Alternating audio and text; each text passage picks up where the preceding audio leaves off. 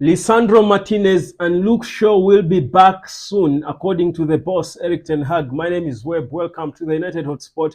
Here is an injury update. Well, this will combine an update ahead of our home game against Burnley, but also an update on the players who have been out for a long time, arguably the more important ones, you would say. Now, here's the thing. So, among those, of course, who will be returning for the Burnley game that takes place on Saturday, it is Mason Mount, according to the boss Erik Ten Hag. He's back training and he expects him to be joining the squad. Well, Mount is not that player you think he's always going to bring in a lot of contribution, especially as a starter. It is clear his return to full fitness will take a little bit longer than we expected, but he's a big boost considering that we've lacked some depth off the bench, especially in the last games, with only Ahmad looking like the only player who you can look at when things don't go right for the starters. So obviously, Mason Mount in that aspect comes in handy. But in terms of the other departments that we do need players returning soon, especially the defense, well, expect Casemiro still to be playing in central defense with Harry Maguire. As Erik Ten Hag has said, there is no other fresh update on players like Willy Kambwala and the likes. But here's the good news. You could get a chance to look at Lisandro Martinez and Luke Shaw before the end of this season, as Ten Hag has said that next week he expects them to return and train with the rest of the team. They are back in training by themselves. They are now training alone, but next week they will be back training with the rest of the team. And it's not only Luke Shaw and Lisandro Martinez. So is Anthony Martial, who had a surgery sometime. He had a surgery on him, but it went well. So he's back training. He has been back in the gym, and you know what? They are working on him individually. Him, Lisandro Martinez, and Luke Shaw are expected to be joining their teammates in training on grass. That will be next week, according to the boss. Now, what does that mean? It means one of so many things. First of all, that we could be seeing some big boost in terms of how we play, especially from the back, because Erik Ten Hag has made it clear, and we've seen it ourselves, that Lisandro Martinez and Luke Shaw are very important in terms of how we play. Honestly, if they did return in time and were fit enough, they would do a lot in terms of giving us an idea of how United would look when things are going right, because we've probably forgotten it. I mean, when's the last time you had a very convincing United game? Well, the Sheffield game wasn't the worst of all, but still, it wasn't the most convincing, you would say. So Ten Hag says these two left-footed players, very important part of his plan, are certainly going to come back before the end of the season. We get a chance to look at them, and maybe that could buy him more time, by the way. We do know that Lisandro Martinez and Luke Shaw being in the team, they improve it by more than 40%. So meaning that is more time bought for Erik Ten Hag if we look at it critically. So it's a huge boost whichever you look at it. Never mind us having only 5 games left. These are games we need to be winning. We need to be beating Burnley, a team that we pipped by a goal to nil in the reverse fixture when we traveled to them. We just pipped them. It was a difficult win, but they are trying to survive, of course, relegation. This Vincent Company coach side, they have got a mere 23 points in 34. Well, scored 37 goals and conceded 69, a goal difference of minus 32. I mean, these are the teams we should be beating more easily. Erik Ten Hag spoke about the improvement in his team in terms of our attack. You can say a little bit of patterns lately, honestly. When the moments are there, you see a little bit of patterns here and there. You get an idea of how we want to build, but he says we need to be a little more disciplined and we expose ourselves, that's what he's working on. At least when it comes to scoring the goals, there is an improvement from how we were in the first half of the season, where you recall we had such a long dry spell. What a drought that was. But he's a positive that now the focus has got to be on the defense, so that we work better on that we don't leak as many goals as we do, because every run at our goal is almost a goal. If it's not Harry Maguire throwing his body on the line to block it, it's Andre Onana, pulling off a magical save. Guys, it's not comfortable at all for United, because we are leaking goals through the middle. We need some bit of balance in our shape, and Erik Ten Hag says he's working on it. We've got an opportunity to judge him with the Burnley game, a team that attacks.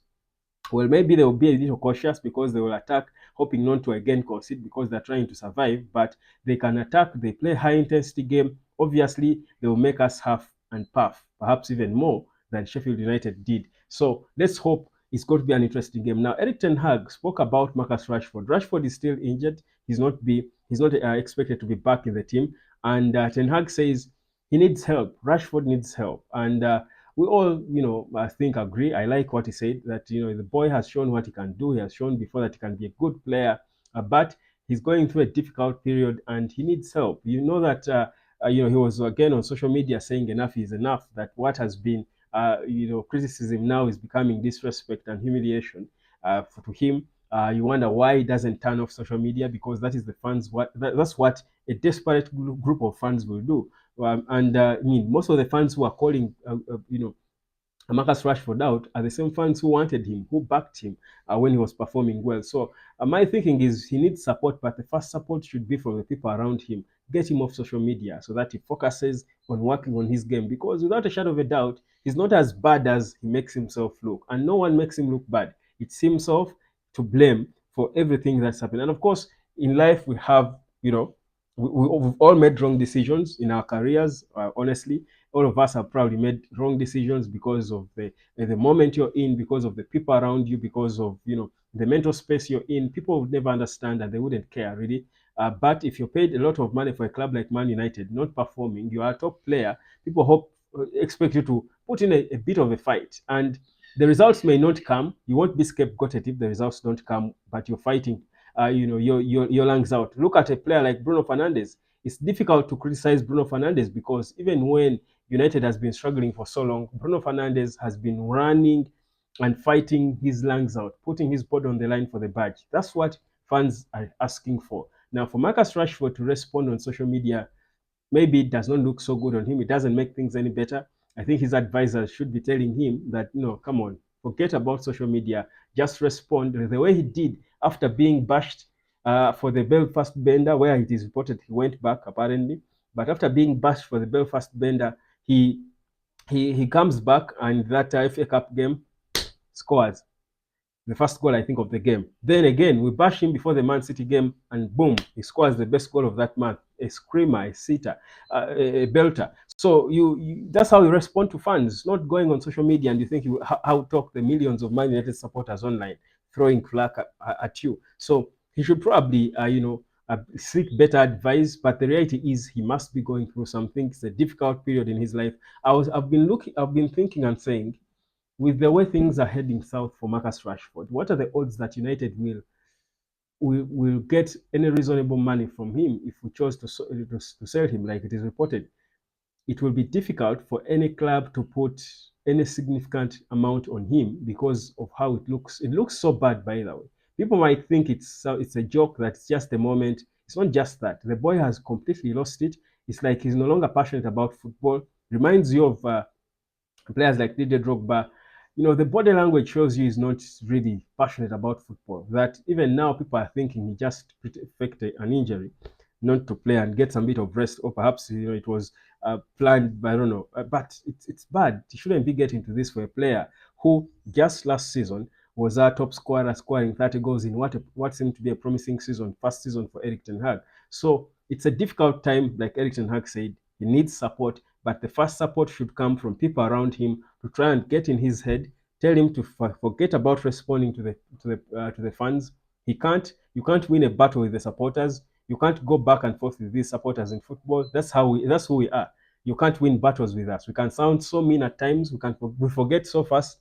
Bruno Fernandes, who was the most praised player at United at some point, people for weeks were calling for him, saying Bruno is the reason United is struggling. Then when he performs well, we change things. We say, okay, Bruno is good.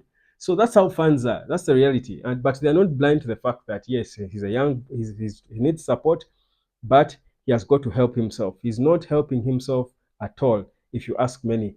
And yes, he needs right people around him. So that's the situation with Manchester United. We take on this Burnley team, and I'll be back with my prediction. That game will come early in the day, so it's not one that is going to keep us late. It's probably a good thing that will happen. But if we can build on how we performed against Sheffield United, regardless the injury situation, I feel like Casemiro is calming himself down in that back line. He's looking a little calmer. He looked a little calmer against Sheffield than he did against Coventry.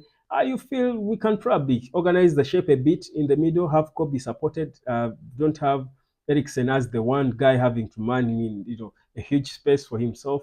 If Eriksen can play closer to Kobe, or in the holding departments to try and limit the attack through the middle, we can try to do things. If Leandro Garnacho is making better decisions, passing the ball to Hoyland, if Amad Diallo is given more time, perhaps trusted to start ahead of Antony, these are the few things you hope to see from Erik Ten Hag in this one. That said, I still believe we can comfortably, I think it should be a more comfortable victory over Burnley than it was in the reverse fixture away.